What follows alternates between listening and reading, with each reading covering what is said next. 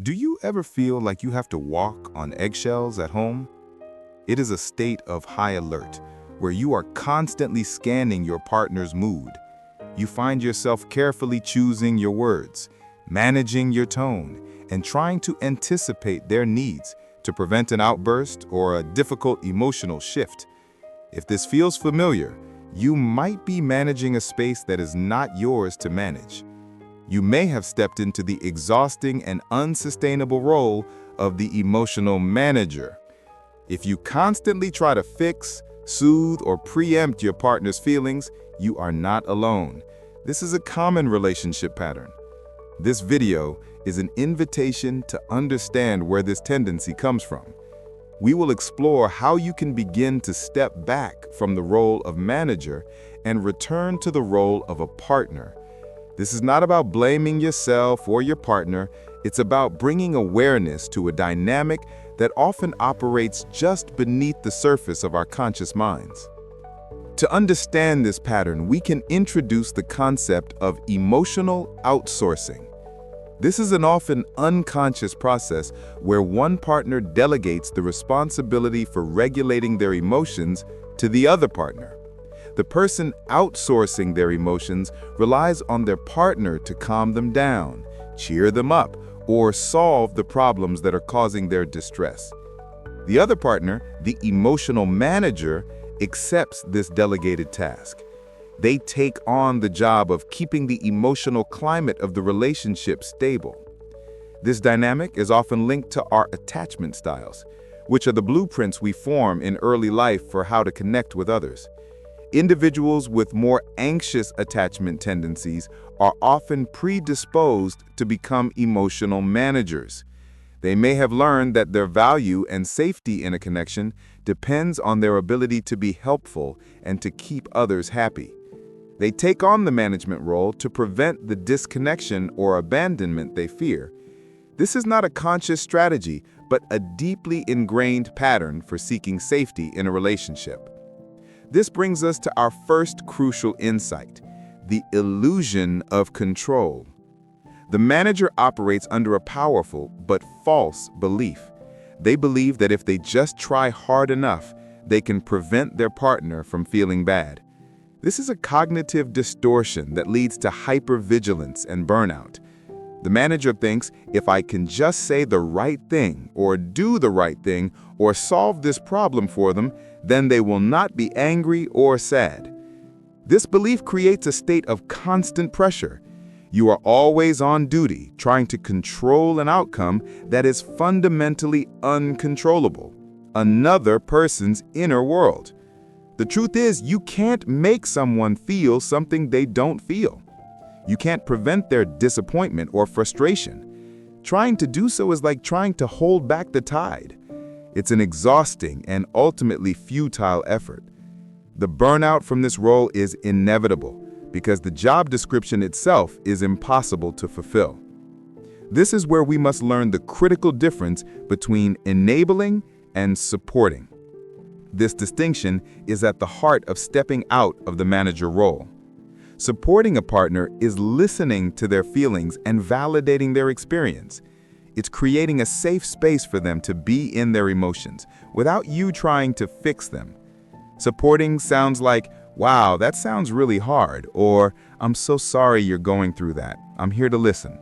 It communicates empathy and presence.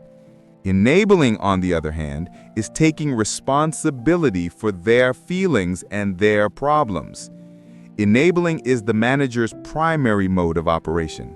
It sounds like, "Okay, how can I fix this for you?" Or "Don't be sad, let's do this instead."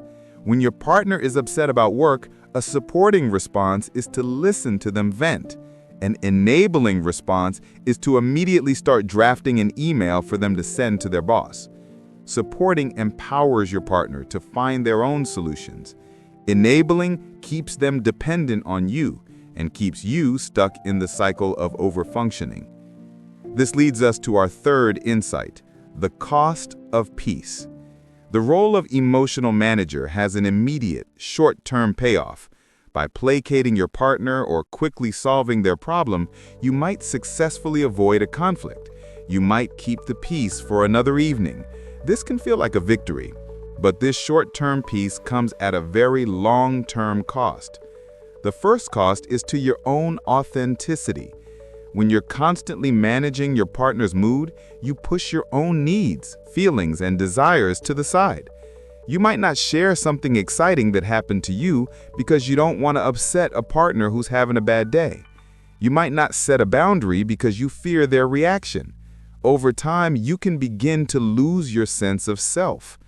The second cost is to your partner's emotional growth. When you constantly rush in to fix their feelings, you rob them of the opportunity to develop their own emotional regulation skills. They don't learn how to soothe themselves or solve their own problems because they've outsourced that job to you. The very act of trying to protect the relationship ends up preventing the true intimacy that requires two whole, emotionally capable individuals. So, how do we begin to shift this pattern? We start with small, gentle steps that create new boundaries. The first practice is to have a boundary phrase ready for moments of support. This is a phrase that communicates both care and confidence in your partner. A simple and powerful one is this: I am here for you, but I trust you to handle this. Let's break down why this works. I am here for you communicates love, presence, and unwavering support. It tells them they are not alone. But the second part, I trust you to handle this, is a profound gift. It communicates your respect for their capability. You are handing the responsibility for the problem back to them while still standing by their side. It's a way of saying, I am your partner, not your parent. I am your cheerleader, not your coach. Practicing this phrase can feel uncomfortable at first, but it's a clear and kind way to redefine your role. A second practice is a quick internal self-check-in. Before you jump in to fix or soothe, press an imaginary pause button in your mind. In that moment of pause, ask yourself this simple question: is this my emotion to manage or theirs? This question is not about being cold or uncaring, it's about creating clarity. It helps you distinguish between your own anxiety and your partner's distress. Often our impulse to fix comes from our own discomfort with our partner's negative emotions. Their sadness makes us anxious, so we try to make it go away to soothe ourselves. This simple question helps to untangle that. It creates just enough space for you to make a conscious choice. You can choose to support them in their feeling, rather than automatically trying to erase it. A healthy partnership requires both people to be sovereign over their own emotional worlds. Your job is not to be a resident therapist or a full-time emotional manager. Your job is to be a supportive and authentic partner. This means allowing your partner the dignity of their own struggles and trusting them to navigate their own feelings. It also means giving yourself permission to have your own feelings, needs, and limits. This is the path to a relationship that is not just peaceful on the surface, but deeply, resiliently connected at its core. What is one small way you could show trust in your partner's ability to handle their own emotions this week?